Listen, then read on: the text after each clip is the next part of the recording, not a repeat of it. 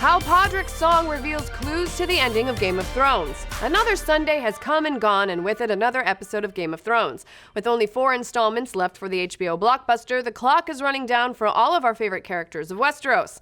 Obviously, we are about to get into some crazy spoilers for today's episode of Nerdist News, so if you haven't seen the second episode of Game of Thrones this season, you might want to jump off this dragon before it crushes you with its knowledge. The big woman's still here? As we were saying, with so few episodes left in the season, the clock is ticking for everyone's favorite characters, so it's interesting and welcome that the showrunners would use the second episode to slam on the brakes and just spend it on character moments. We saw Jaime pledge to fight for Brienne and later knight her. We got more of Sansa and Dany exchanging barbs, and of course, we also got more Tyrion doing what he does best, getting drunk and quoting himself. But the best moment of the night came when Tormund explained how he got his name.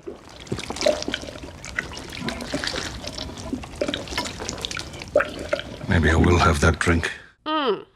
Not exactly that, but kind of. It is when everybody settles up by the fire for a nice pregame before the battle, chatting with each other and generally enjoying one another's company.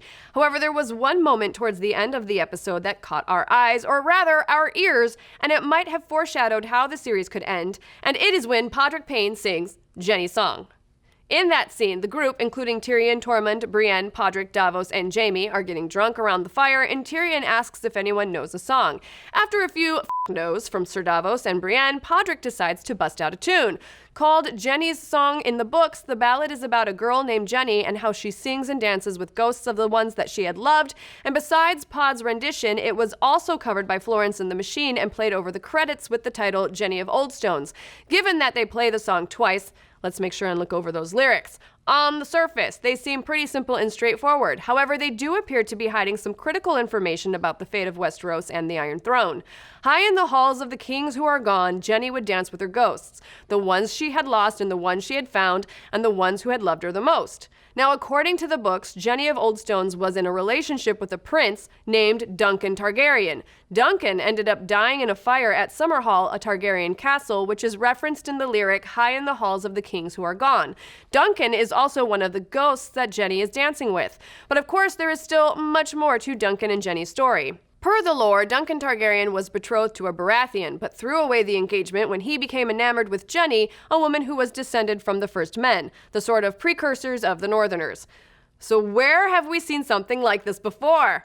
Oh yeah, how about Rhaegar Targaryen, who fell in love with Lyanna Stark, a Northerner, who threw away her engagement to Robert Baratheon, which eventually led to Robert's Rebellion. And as we know, George R.R. Martin loves history to repeat itself. Now, it's worth noting that for the show, changes were made to Duncan's character, making him the Mad King Aerys' brother, which also makes him technically Dany's uncle. And with Duncan going against the will of his family, he gave up his claim on the Iron Throne, which led to Aerys becoming the king.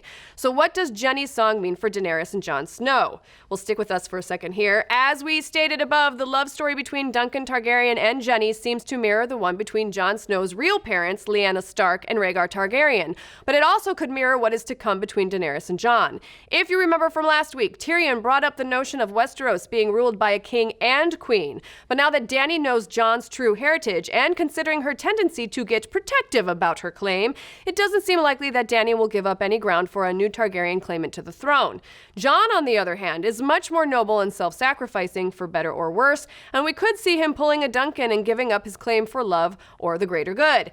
Now, this is all assuming both of them survive the Battle of Winterfell to even have this drama play out. However, if the show follows George R.R. Martin's tendency towards everything repeating and being cyclical, the song seems to imply that Dany will end up on the throne after Jon gives it up to her and or is killed. Either way, there is just 4 episodes left, so we're excited to see how it all plays out. But what do you guys think? Do you think Jenny's song predicts the end of Game of Thrones? What was your favorite pregame moment from the second episode? And if you were at Winterfell, would you drink wine or Giant's milk? Maybe I will have that drink.